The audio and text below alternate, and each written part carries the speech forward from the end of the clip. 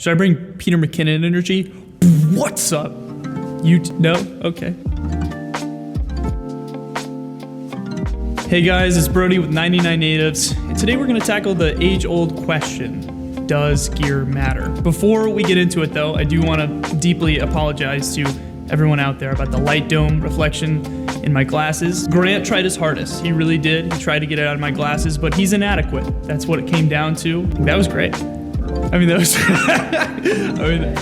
that was perfect. If you've been around video stuff or you're interested in video stuff, this question has probably come up. You know, you would go to your favorite video YouTuber and he'd look you in the eye and say, gear doesn't matter. You can film something on a piece of celery and it will look amazing as long as you know how to tell a story. But then people were like, well, but why did you shoot that video telling me that gear doesn't matter on a red Monstro with your like cinema lens line? Like it just didn't really line up. So now you have a bunch of people coming in saying gear does matter. That's why I wanted to make this video. I wanted to kind of talk through it with you guys and see if I could come to a conclusion, seeing if you guys can kind of help me in the comments section, seeing what you guys think after we've talked through both sides of the argument. So first, let's start with the people that say that gear doesn't matter.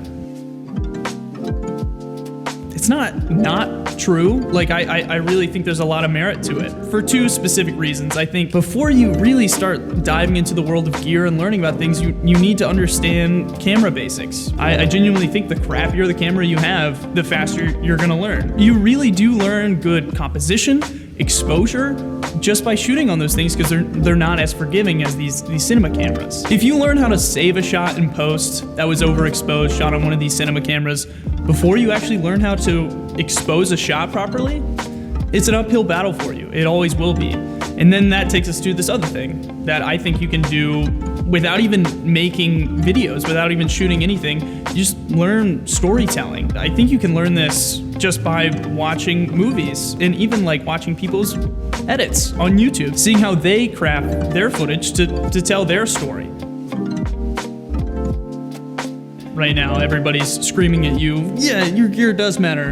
And I wish so bad that I could just be like, no, that's wrong, it doesn't matter. You can shoot whatever you want on whatever and it's gonna be awesome. But unfortunately, that also has merit for a few different reasons. One being, there's just a ceiling for the projects that you can shoot on these cheaper DSLR cameras. Like if you shoot everything on a T3i, yeah, you can get projects on that and you can make stuff you're proud of, absolutely. But you're not gonna be able to graduate from those projects if you keep on shooting on that in a kit lens. Two is, once you start upgrading your gear, you're gonna get a more consistent workflow and an easier workflow for you, which allows you to pump out more and more projects and more higher quality projects.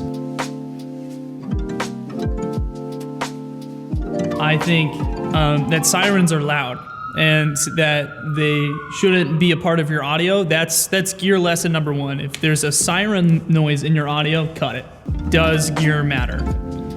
I think it does. I think it does matter, but not when you're first starting out. I think when you just realize that you're interested in making videos or even making movies, I think the most important thing for you to do then is to study other people's work and to find out how they tell stories and take notes from that.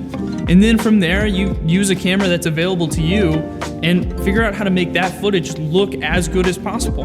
And I promise you'll get clients from that, but clients that are okay with that quality of video, and that's completely fine. But once you start wanting to grow and start working on more advanced projects, I think that's when you need to start learning more about gear, at least start thinking about it. And even if you don't have the money for the gear yet, I think it's important to know about it so that you can try to replicate it with bed sheets and footlights or whatever you have in your garage. Because that's really how you get to a point where you are able to have creative control over projects, where you know how to make certain looks and you know how to visually tell someone's story. So at the end of the day, whatever the project is, if you're shooting your first wedding or you're shooting a commercial for Nike, it's storytelling.